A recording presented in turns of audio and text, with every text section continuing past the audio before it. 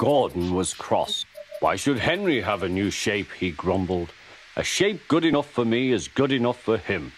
He goes gallivanting off to Crewe, leaving us to do his work, and comes back saying how happy he feels. It's disgraceful. And there's another thing. Henry whistles too much. No respectable engine ever whistles loudly at stations. It isn't wrong, but we just don't do it. Poor Henry didn't feel happy anymore. Never mind, whispered Percy.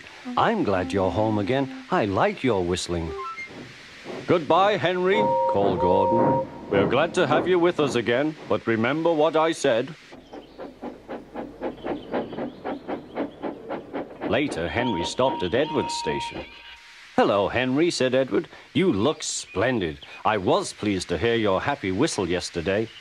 Thank you, Edward, smiled Henry. Shh, shh. Can you hear something? It sounds like Gordon, said Edward, and it ought to be Gordon. But Gordon never whistles like that. It was Gordon. He came rushing down the hill at a tremendous rate. He didn't look at Henry, and he didn't look at Edward. He screamed straight through the station and disappeared. Well, said Edward. It isn't wrong, chuckled Henry, but we just don't do it. And he told Edward what Gordon had said.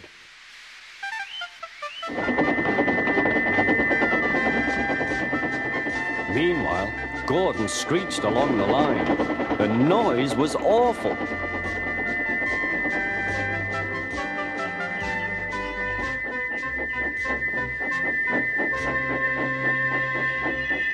At the station, everyone held their ears. The fat controller held his ears too.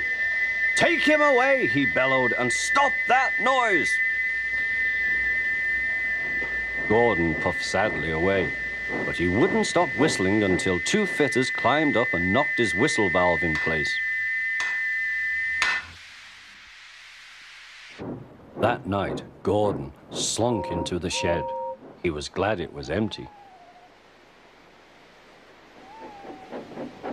It isn't wrong, murmured Henry to no one in particular, but we just don't do it. No one mentioned whistles. Next morning, Henry was enjoying himself enormously.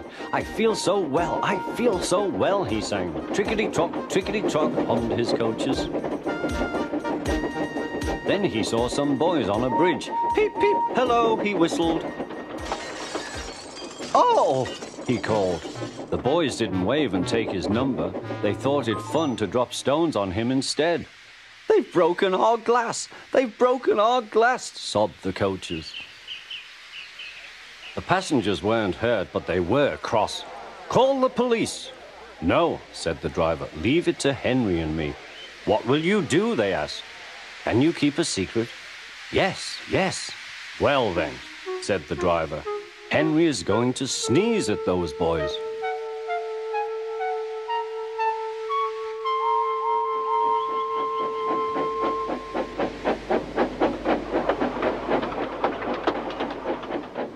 Lots of people were waiting at the station just before the bridge. They wanted to see what would happen.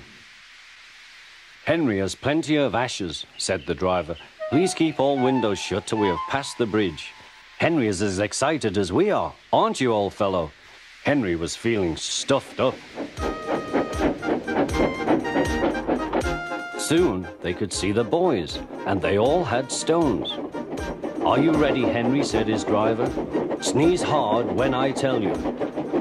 Now, he said. Achoo-shoo!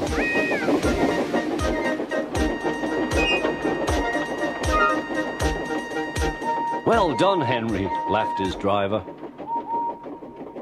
Henry went home very pleased with himself. He had taught Gordon and silly boys a lesson with a whistle and a sneeze.